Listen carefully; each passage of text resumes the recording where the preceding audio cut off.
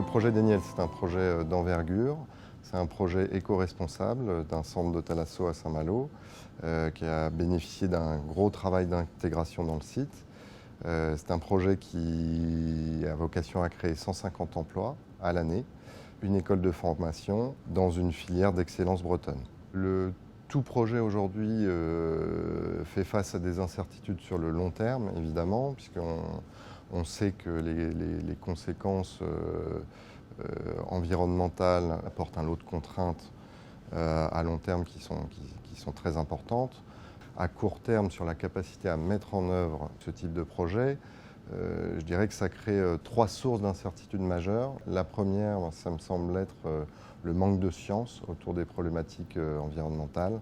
On a des informations qui nous viennent par les médias, qui sont assez parcellaires, et souvent sur des débats qui sont plus passionnés, parfois idéologiques, parfois sur la thématique pas dans le fond de mon jardin, alors qu'on devrait être sur des débats et une forme de dialogue sans tension, rationnel, scientifique, s'appuyant sur des informations complètes. Et ce n'est pas forcément le sentiment qu'on a quand on voit le débat sur la place publique autour de l'environnement. Deuxièmement, je pense à un problème de démocratie. On peut avoir l'impression que la démocratie est court-circuitée.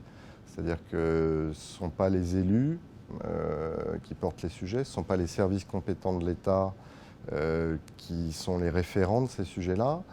C'est souvent le fruit d'un cocktail médias et associations sur des logiques de lanceurs d'alerte qui sans doute sont convaincus de ce qu'ils portent, mais ce qu'ils portent est sans doute un peu parcellaire dans l'analyse des situations et en tout cas ne laisse pas assez la place à la démocratie telle qu'elle doit exister, c'est-à-dire des gens compétents dans les services de l'État et des élus qui sont capables de nous donner une vision et une vision complète, qu'elle soit éco-responsable, mais qu'elle soit aussi sociale et développement économique. Et puis tout ça débouche sur une réglementation qui est complexe, mouvante, pas forcément toujours claire, parfois contradictoire entre les différents services de l'État.